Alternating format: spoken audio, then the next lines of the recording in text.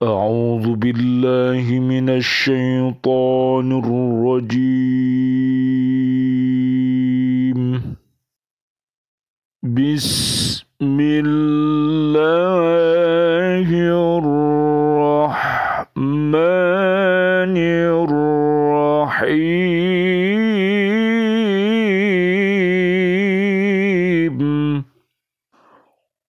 قالوا ربنا يعلم إنا إليكم لمرسلون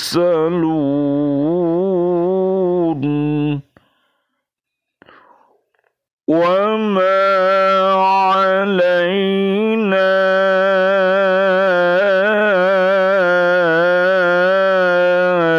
إلا البلاغ المبين. قالوا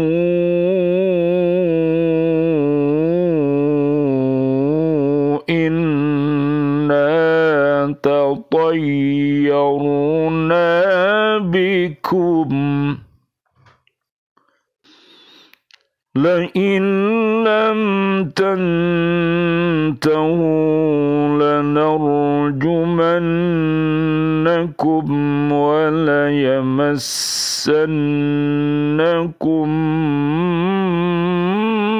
منا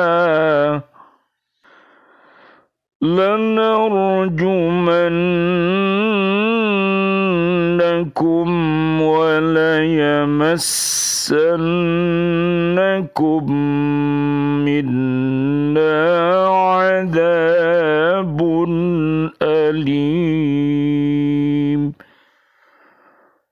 Sadaqallahul azim. Mereka berkata, Tuhan kami mengetahui sesungguhnya kami adalah utusannya kepada kamu, dan kewajiban kami hanyalah menyampaikan perintah Allah dengan jelas. Mereka menjawab, sesungguhnya kami bernasib malang karena kamu. Sungguh, jika kamu tidak berhenti menyeru kami, niscaya kami rajam kamu, dan kamu pasti akan merasakan siksaan yang pedih dari kami. Maha benar Allah dengan segala firman-Nya, dan dialah yang maha agung. Surat Yasin, surat ke-36, ayat 16, 17, dan 18. Ad-dunya daru man la dara lahu, wa malu man la mala lahu, wa laha yajma'u man la aqla lahu, wa yashtaghilu bishahawatiha man la fahma lahu, wa 'alayha yahzanu man la 'ilma lahu, wa laha yahsudu man la lubba lahu, wa ilayha yas'a man la yaqina lahu. Nabi Muhammad sallallahu alaihi wasallam, Allahumma salli wa sallim alaih, beliau bersabda, 1. Dunia ini adalah tempat orang yang tidak memiliki tempat di akhirat. 2. Hartanya orang yang tak memiliki harta di akhirat. 3. Karenanya orang yang kurang sehat akalnya suka mengumpulkannya. 4. Orang bodoh selalu sibuk menginginkan dunia. 5. Orang yang berilmu merasa prihatin karena dunia. 6. Karena dunia, orang yang tak berakal akan iri. 7. Untuk urusan dunialah orang yang tidak memiliki keimanan akan selalu berusaha. Jadikanlah dunia sebagai wasilah atau sebagai kendaraan yang dapat mengantarkan manusia dari dunia sampai ke pelabuhan akhirat atau surga. Hadis tersebut bukan melarang berusaha mengurusi keduniawian, akan tetapi hasilnya harus digunakan untuk kepentingan akhirat. Nabi Muhammad sallallahu alaihi wasallam, Allahumma salli wa sallim alaih, beliau bersabda, "In kana kharaja yas'a ala walidihi sigharan fahuwa fi sabilillah wa in kana kharaja yas'a ala abawaihi syaykhaini kabiraini fahuwa fi sabilillah wa in kana kharaja yas'a ala nafsihi bi'iffuha fahuwa fi sabilillah wa in kana kharaja yas'a riya'an wa mufakharatan fahuwa fi sabilis syaitan." Hadis riwayat Imam Tabrani. Apabila seorang hamba berusaha mencari dunia untuk kepentingan anaknya yang masih kecil, maka dia berada di jalan Allah. Apabila dia berusaha untuk kepentingan ibu bapaknya yang sudah tua, maka dia berada di jalan Allah. Apabila dia pergi berusaha untuk kepentingan dirinya agar terpelihara dari meminta-minta, maka dia berada di jalan Allah. Apabila dia berusaha karena riya dan bermegah-megahan, maka dia berada di jalan setan. Bisa dilihat jalannya setan ada di surat Al-Mujadilah ayat 14-20 dan juga surat At-Taubah 67-70. Kemudian jalan Allah ada di Al-Mujadilah ayat 11, 21 dan 22 dan At-Taubah 71-72.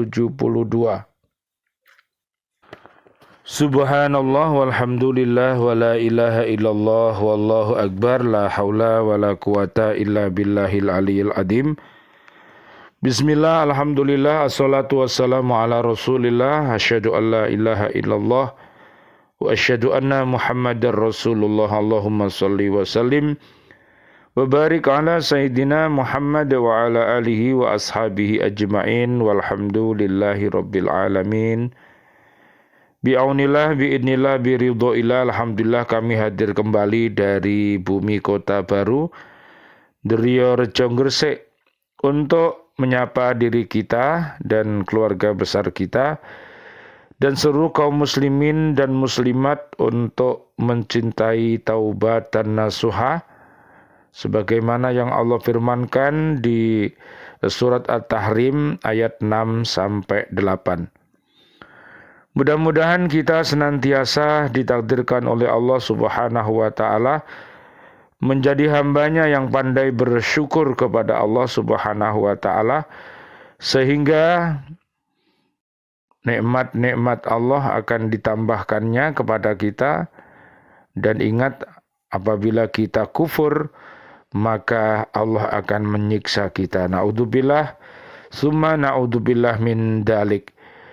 Dan marilah senantiasa berdoa, karena doa itu adalah senjatanya orang beriman. Dan mudah-mudahan seluruh permintaan kita dikabulkan oleh Allah Subhanahu wa taala dengan dasar kita beriman takwa kepada Allah Subhanahu wa taala. Al-Baqarah ayat 186 dan surat 40 ayat 60. Mudah-mudahan kita senantiasa beristighfar dan bertaubat sebagaimana di surat 71 ayat 10 sampai 12. Allah akan memberikan kemudahan seluruh sarana dan prasarana yang kita pergunakan di dunia ini, dan Allah Subhanahu wa taala akan melindungi kita nanti pada saat kita kembali kepada Allah, dan Allah akan memberikan keselamatan kita dari siksa api neraka pada saat kita berada di alam barzah, dan juga mudah-mudahan kita selamat dunia akhirat. Amin ya Rabbal Alamin. Bisa dilihat di surat 11 ayatnya 52. Dan marilah kita senantiasa bersedekah. Mudah-mudahan sedekah yang kita laksanakan dapat menjadikan solat-solat kita khusyuk, dan kita menjadi pribadi yang sabar dan pecinta kepada kebenaran, pecinta kepada ketaatan, dan cinta kepada seluruh mukminin mukminat dan muslimin dan muslimat. Barakallah fi ahlika wa malika. Kita doakan mudah-mudahan seluruh harta dan ilmu yang kita nafkahkan, yang kita dermakan, mudah-mudahan menjadi sedekah yang terbaik. Amin amin ya Rabbal Alamin. Berikut ini penjelasan tentang 3 unsur yang melahirkan taubat. Dari penjelasan Imam Al-Ghazali rahimakumullah, kita dapat mengetahui bahwa hakikat taubat yang diperintahkan Allah Subhanahu wa taala kepada orang mukmin yaitu agar mereka mendapatkan kebahagiaan di dunia, kebahagiaan di alam barzah, dan sampai di akhirat ilal jannah. Amin ya Rabbal Alamin. Surat Ghafir ayat 7 sampai ayat 9. Sebagaimana juga Allah memerintahkan mereka untuk bertobat kepadanya dengan tobat nasuha. Sesungguhnya hakikat tobat itu terbentuk dari 3 unsur yang saling berurutan, yaitu ilmu, perasaan, dan amal. Oleh karena itu marilah kita kokohkan yang namanya IIAII. Apakah itu? Yaitu iman yang kokoh, ilmu yang nafi, amal yang soleh, yang didasari dengan ikhlas dan istiqomah. Unsur pertama adalah unsur ilmu dan pengetahuan.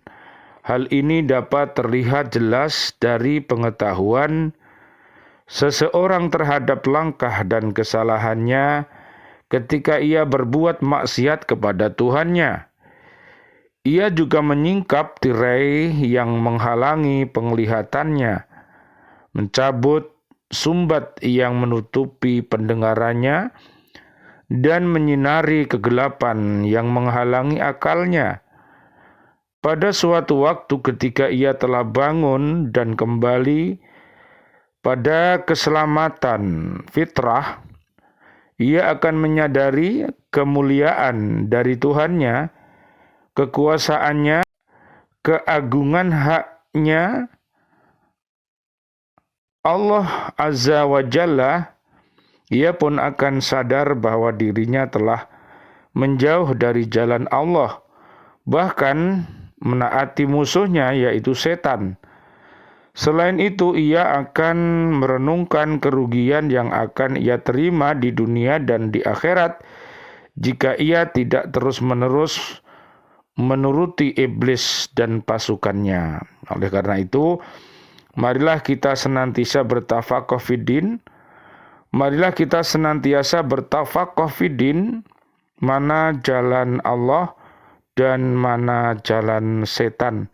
Harus kita perhatikan dengan ikhlas.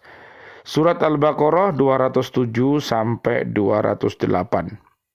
Disinilah manusia butuh untuk mengonsentrasikan pikirannya, menggerakkan akalnya dan melakukan perenungan yang mendalam tentang dirinya, penciptaannya, perjalanan hidupnya, tempat kembalinya, makna hidupnya, kematiannya, dan kehidupan setelah kematiannya.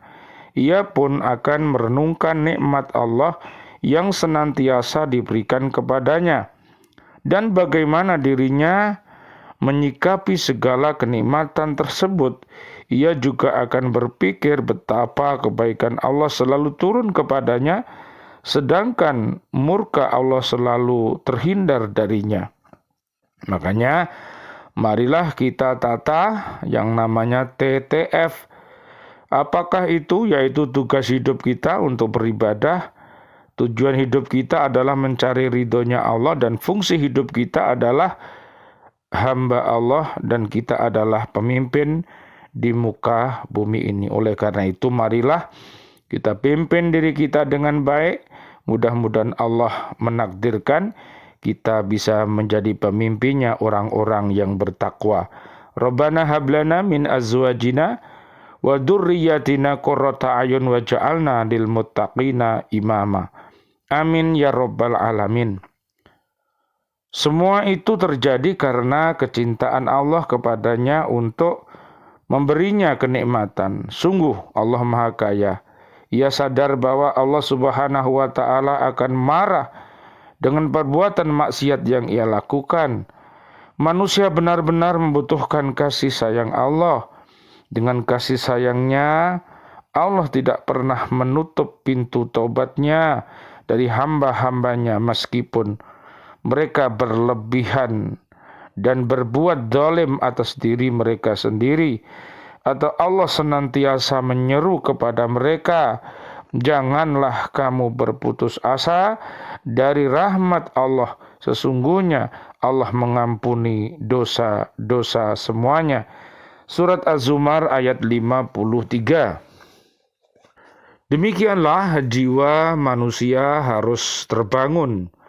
Sikap tidak putus asa merupakan fondasi utama dalam bingkai tobat yang akan menggerakkan hati untuk melakukan penyesalan, memotivasi keinginan untuk membulatkan tekad, menggerakkan lisan untuk beristighfar dan mendorong tubuh untuk mencegah dan menahan diri dari perbuatan dosa.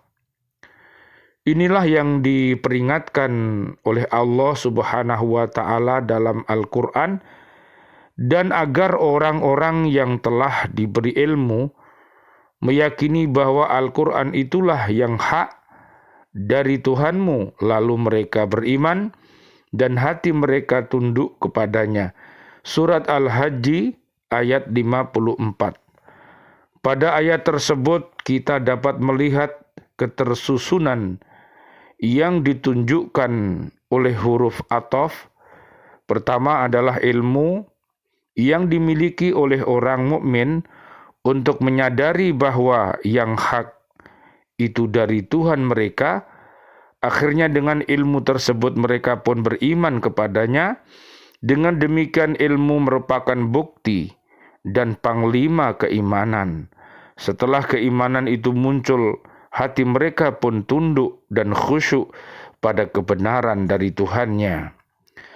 Allah Subhanahu wa taala berfirman dalam mensifati orang-orang bertakwa dan juga orang-orang yang apabila mengerjakan perbuatan keji atau menganiaya diri sendiri, mereka ingat akan Allah, lalu memohon ampun terhadap dosa-dosa mereka, dan siapa lagi yang dapat mengampuni dosa selain daripada Allah, dan mereka tidak meneruskan perbuatan kejinya itu, sedang mereka mengetahui. Surat Ali Imran ayat 135. Orang-orang yang bertakwa adalah mereka yang berzikir kepada Allah lalu memohon ampun atas dosa-dosa mereka. Istighfar merupakan buah yang lahir dari zikir kepada Allah Subhanahu wa taala. Adapun maksud dari zikir di sini merupakan satu bentuk pengetahuan karena yang dimaksud bukan hanya zikir lisan sebagaimana dipahami oleh sebagian orang. Namun yang dimaksud dengan zikir di sini adalah lawan dari lupa yang merupakan bentuk dari ma'rifah. Allah Subhanahu wa taala berfirman, dan ingatlah kepada Tuhanmu jika kamu lupa. Al-Kahfi ayat 24. Dalam Islam sesungguhnya ilmu lebih diprioritaskan daripada kondisi jiwa dan aktivitas badan. Tidak dimungkiri bahwa ayat Al-Quran yang pertama kali diturunkan adalah bacalah dengan menyebut nama Tuhanmu yang menciptakan. Surat Al-Alaq ayat 1. Mari kita baca surat Al-Alaq dari ayat 1 sampai 19. Dalam sahihnya Imam Al-Bukhari menulis sebuah bab yang diberi judul Al-Ilm Qabl Al-Amal. Dia mengawali pembahasan bab tersebut dengan firman Allah, maka ketahuilah bahwa sesungguhnya tidak ada Tuhan selain Allah dan mohonlah ampun atas dosamu dan atas dosa-dosa orang mukmin, laki-laki dan perempuan. Surat Muhammad ayat 19.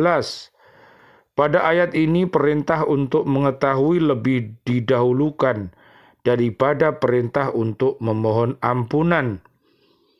Al-Qushairi berkata yang pertama kali dilakukan dalam tobat adalah bangunnya hati dari kondisi tidur dan lalai dan perenungan seorang hamba terhadap keadaan yang tidak baik. Semuanya harus dibarengi dengan pencarian hidayah dan taufik dari Allah Subhanahu wa taala untuk menghidupkan kembali hatinya. Dalam suatu riwayat disebutkan, Allah Subhanahu wa taala telah memberi nasihat kepada hati setiap muslim. Dalam riwayat lain disebutkan sesungguhnya di dalam tubuh itu terdapat segumpal daging. Apabila ia baik, maka seluruh tubuh akan menjadi baik. Dan apabila tidak baik, maka seluruh tubuh akan buruk. Ketahuilah ia adalah hati. Apabila ia berpikir dengan hatinya tentang jejaknya apa yang ia lakukan dan menyadari bahwa ia telah melakukan perbuatan jelek, hatinya akan tergerak untuk melakukan tobat dan melepaskan diri dari perbuatan buruk. Karenanya Allah pun menolongnya untuk meluruskan niat, memulai untuk kembali dengan baik dan bersiap-siap untuk melakukan taubatan nasuha. Subhanallah walhamdulillah wa la ilaha illallah wallahu akbar la haula wa la quwata illa billahil aliyil adim. Oleh karena itu memohon kepada Allah agar hati kita ini menjadi hati yang sehat. Al-Baqarah 1-5 dan hati-hati yang mati Al-Baqarah 6-7 dan hati yang sakit Al-Baqarah ayat 8-20. Jadi hati yang sakit itu adalah termasuk hati yang hasad, membuat hidup tidak bahagia, karena sifat hasad dapat membuat hidup tidak berbahagia. Orang yang memiliki sifat hasad cenderung tidak merasa puas dengan diri mereka sendiri dan sulit merasa bahagia dengan apa yang mereka miliki. Oleh karena itu marilah kita belajar yang namanya ridho, ya.